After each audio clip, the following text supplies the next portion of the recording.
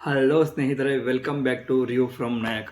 So already 1 week ಆಯಿತು video ಕೂಡ upload ಮಾಡಲಿಲ್ಲ, ಸ್ವಲ್ಪ ಕೆಲಸದಲ್ಲಿ ಬ್ಯುಸಿ ಆಗಿಬಿಟ್ಟಿದೆ. ಸೊ ಈಗ ಇತ್ತೀಚೆಗೆ ನಾನು ನೋಡಿದ್ದು ಅಂದರೆ movie avatar. Wow, avatar fire and ash.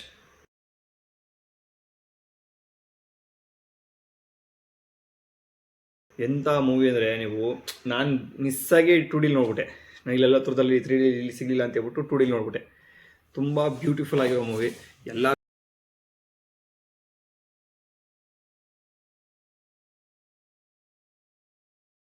ಎಲ್ಲರೂ ಕೂಡ 3Dಯಲ್ಲೇ ಆದಷ್ಟು ನೋಡಿ. ಏಕೆಂದರೆ 3Dಲಿರೋ ನಿಮ್ಗೆ ಫೀಲು 2D ಸಿಗೋದೇ ಇಲ್ಲ ಅಂದ್ಕೊಳ್ಳಿ. ಆ ವಿಜುವಲ್ಸು, ಆ ಜಾಗಗಳು ತೋರಿಸೋ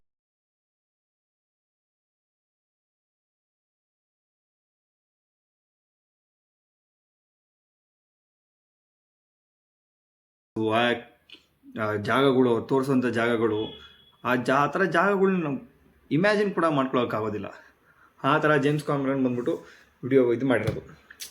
one of the best movie. ನಾನು ಇನ್ನೊಂದು ಸಲ 3Dಲಿ ಆದಷ್ಟು ಟ್ರೈ ಮಾಡ್ತೀನಿ. 3Dಲಿ ಹೋಗ್ಬಿಟ್ಟು ನೋಡ್ತೀನಿ. ಸೊ ನೀವು ಕೂಡ ಹೋಗಿ ಅವತಾರ್ ಮೂವಿನ 3Dಯಲ್ಲೇ ನೋಡಿ.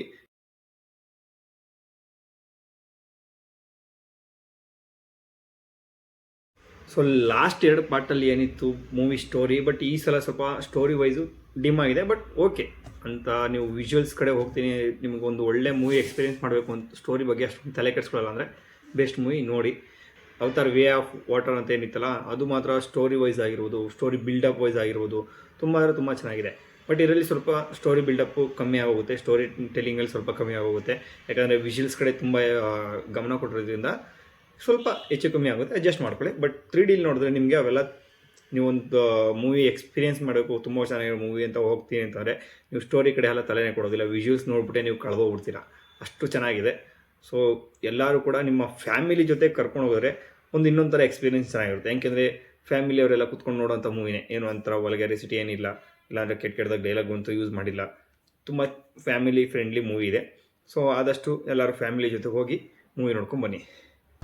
This is the only pure thing in this world.